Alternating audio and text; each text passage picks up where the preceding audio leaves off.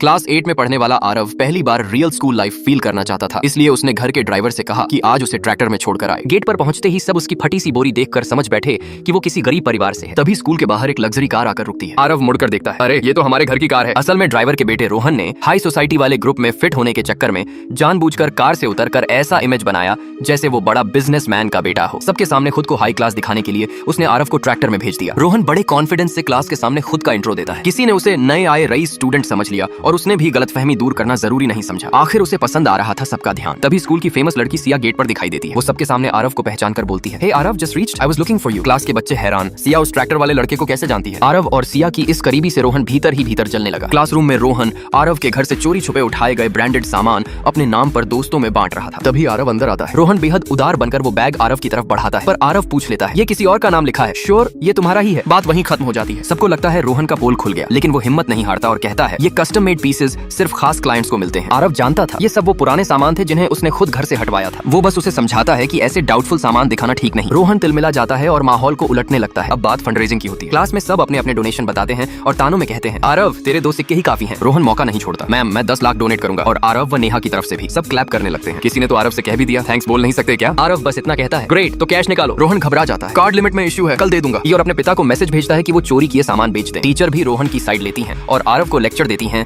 कि दूसरों की दानशीलता पर तंज कसना ठीक नहीं। आरव शांत स्वर में बोलता है, मैम मैं दिखावा नहीं करता, मैं 5 करोड़ डोनेट कर दूंगा और 10 गांव में छोटी छोटी लाइब्रेरी भी बनवा दूंगा। क्लास हंस पड़ती है, हाँ और पैसा EMI पर देगा क्या। आरव बस फोन मिलाता है, अंकल 2 मिनट में 5 करोड़ कैश यहाँ ले आइए। सब ताने कसते रहते हैं। तभी बाहर से कई लग्जरी कारें स्कूल में घुसती हैं। सिक्योरिटी और आरव का बटलर बड़ी बड़ी कैश बैग्स लेकर अंदर आते हैं। सर आपकी 5 करोड़ की कैश आ गई। पूरा क्लासरूम स्टंट और रोहन की हालत देखने लायक थी।